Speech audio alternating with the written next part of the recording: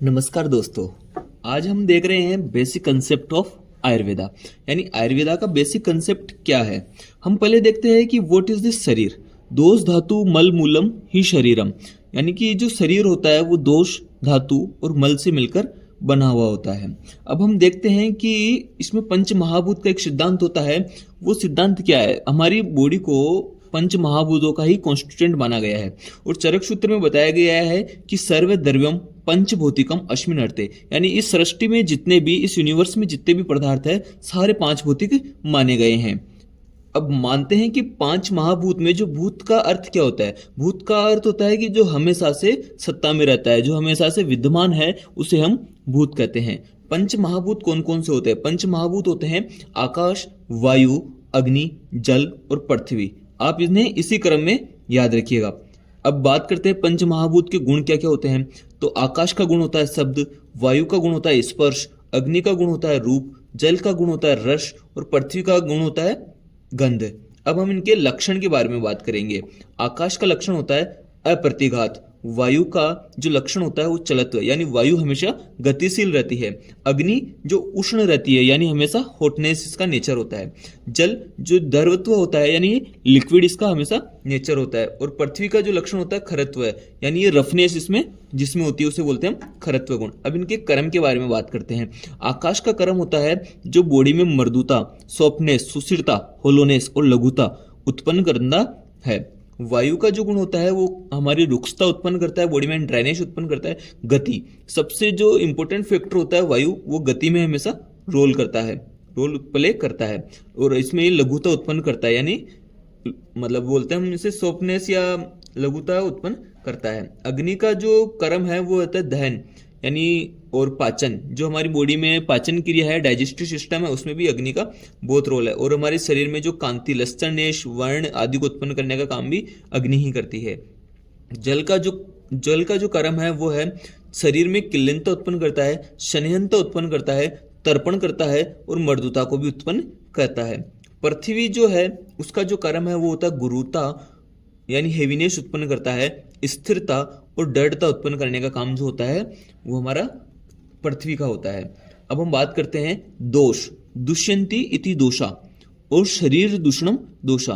यानी जो प्राकृत अवस्था में तो शरीर को धारण करते हैं, लेकिन विकृत अवस्था में जो शरीर का नाश करते हैं उन्हें दोष कहते हैं।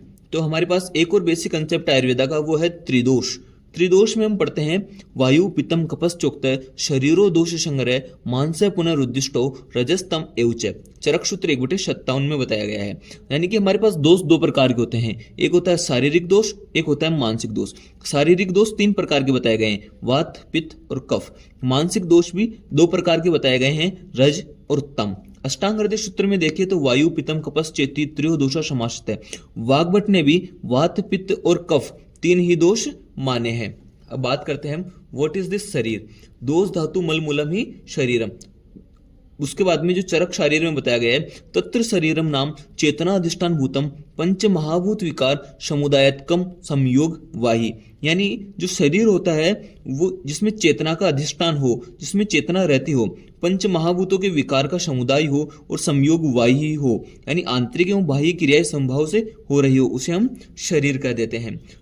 सूत्र स्थान में बताया गया है दोष धातु मल मूलम ही शरीरम। दोष धातु एवं मल को शरीर का मूल, दोष धातु एवं मल को शरीर का मूल माने गए हैं। अब बात करते हैं हम धातु के बारे में कि धातु क्या होती है।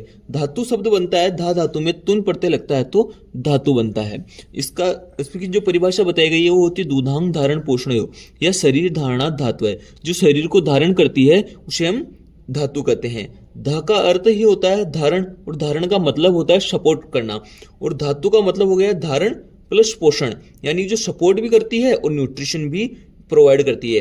यानी जो धातु होती है वो शरीर को धारण एवं पोषण प्रदान करने का काम करती है।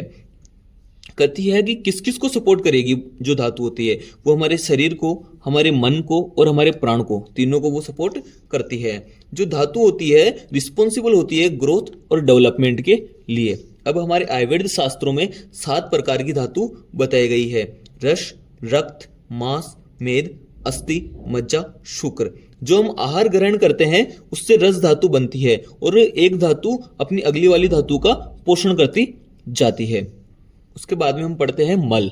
मल का है मलिनीकरणात् मला, जो बॉडी को मलिन करती है उसे हम मल कहते हैं। मल का मतलब होता है वेस्ट प्रोडक्ट, जो हमारी बॉडी को जिसकी आवश्यकता नहीं होती है, लेकिन जो मल भी होते हैं वो एक नॉर्मल क्वांटिटी में हमारी बॉडी को सपोर्ट करते हैं। यदि इन मलों को बाहर निकाला नहीं गया सही समय पर तो ये टॉक्सिन्स भी बन जाते हैं।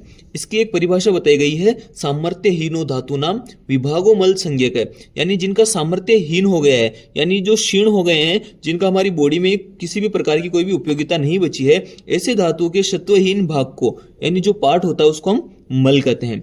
मल के 3 प्रकार बताए गए हैं, मूत्र, पुरुष और श्वेत। धन्यवाद।